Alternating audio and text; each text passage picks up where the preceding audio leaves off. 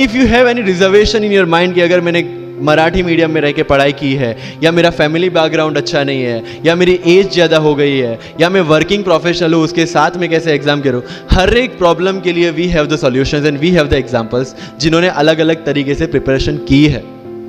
All India rank 2 Anu Kumari madam 1.5 साल 2 साल के लिए अपने 2.5 साल के बच्चे को अपने से दूर रख के प्रिपरेशन किए at the age of 31 and she could become the IAS।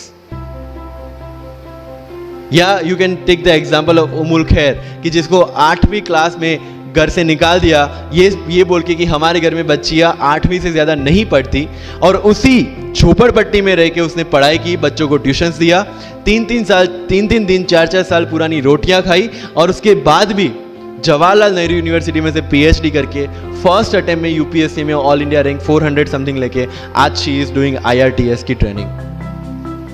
And with the genetical disorder की उसके जो बोन डेंसिटी वो काफ़ी कम है, तो आज तक 16 से 17 तो उनके ऑपरेशन हो चुके हैं। Do we have any kind of limitations like this?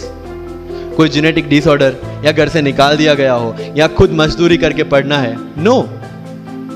Then what are the problems? All problems are here.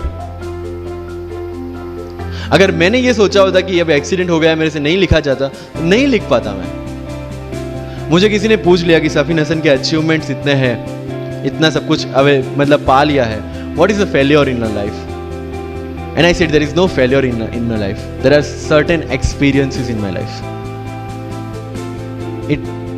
If you want to make it success और failure, it's in your mind. अगर किसी चीज आपके साथ कुछ हुआ, उसमें से सीख के आगे बढ़ने का एटीट्यूड आपके पास होगा, UPSC is all yours.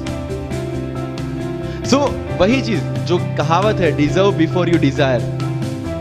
If you want to be in civil service, you have to deserve for that. If you want कि आपके घर में फॉर्च्यूनर हो, तो पहले फॉर्च्यूनर रखने की जगह होनी चाहिए। In simple words.